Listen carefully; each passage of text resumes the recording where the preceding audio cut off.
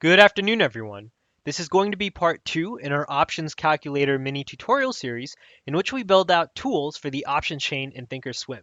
In this particular section, we're going to be building out a cash secured put calculator whose overall goal is to help us evaluate which puts we'd like to sell and what our return percentage would look like if we sold that particular strike.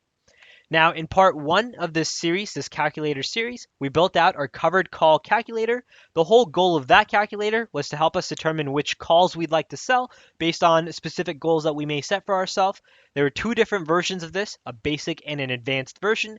The basic version is free for everyone. The download link is in the description box below. And the advanced version takes the basic one a little bit further for Volatility Box members and allows you to do things like enter in a custom cost basis, where you can do things like analyze existing positions you may have and what does selling a covered call on that position look like much quicker, where you can analyze all of the strikes in an options chain along with all of the different time series that you may have. Now in part 2, this particular part, we're going to be building out a cash secured put calculator. The goal of this calculator, like I mentioned, is to help us evaluate which puts we'd like to sell. And then in part 3, we're going to be combining the covered call and cash secured put calculator into one final polished wheel calculator. Now, the whole advantage of having the wheel calculator is we have just one script loaded onto our options platform, which does all of the calculations for us. It keeps things nice and clean, systematic, and it allows us to analyze the information that we're curious about without giving us more information than we need. Now, let me first show you what the two different calculators look like. So if I come into our options chain here, I have both the covered calls along with the cash secured put scripts loaded on. This is what we'll be building in this tutorial. And if you take a look here, by having both scripts loaded on, they print on both sides of the options chain. So for example, on the right-hand side, the put column, we see we also have covered calls, even though we don't necessarily care about the covered call formula on the put side. We only care about the puts, the cash secured put calculator. On the left-hand side, we have the covered calls, which is what we care about, but we also have the cash secured puts, which we don't care about. Now, if I show you what the combined wheel calculator looks like, that's where I can remove this, and we'll just add in our wheel calculator here. Click OK. And you'll notice just like that, the calculator then adapts where on the left-hand side, we have all of our call calculations, and on the right-hand side, we have all of our put calculations, which allows you to then analyze any position that you may have existing or a new position very easily. Now let's get started with writing the code for our cash secured puts. So I'll come into our customize drop-down list here. We'll click custom quotes.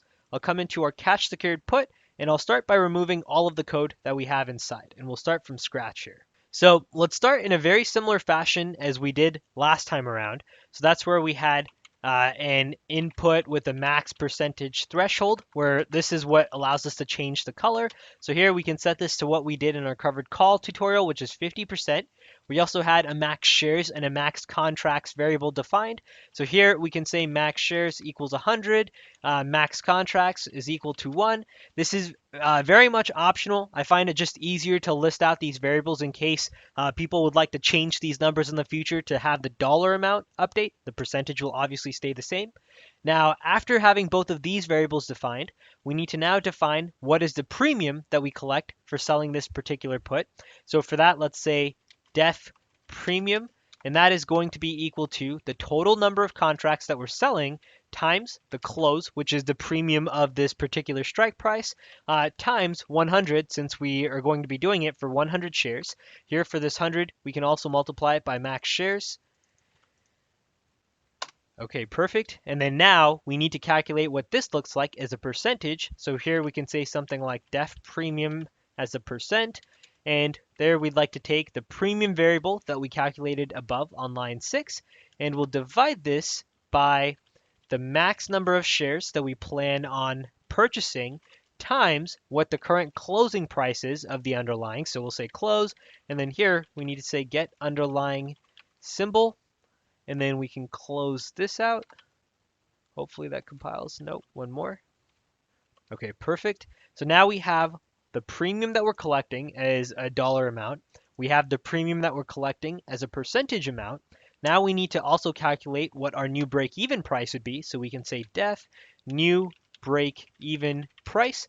And here our new break-even price would be what the current strike price is that we're selling. So we'll say get strike minus what the premium that we're going to be collecting is. And so here we can just say minus close. The reason we don't use premium is we're trying to calculate this on a per share basis.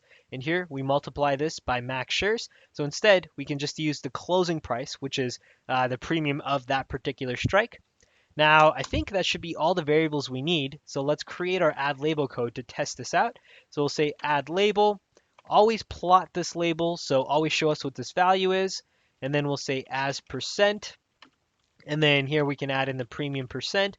And then, so that gives us what our percent is plus, and then we'll add in a little bit of a divider. And then now we'd like to display our break-even price. So we'll say plus as price, new break-even price. And then we'll need to give this a color before we close it out. All right, cool. So that should do it. Let's change the time frame here to a daily time frame. Cash secured put. Let's click OK.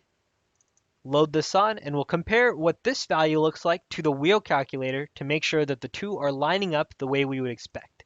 So if I click OK now, 3.77%, we see that lining up on both sides, 3.77 and 3.77.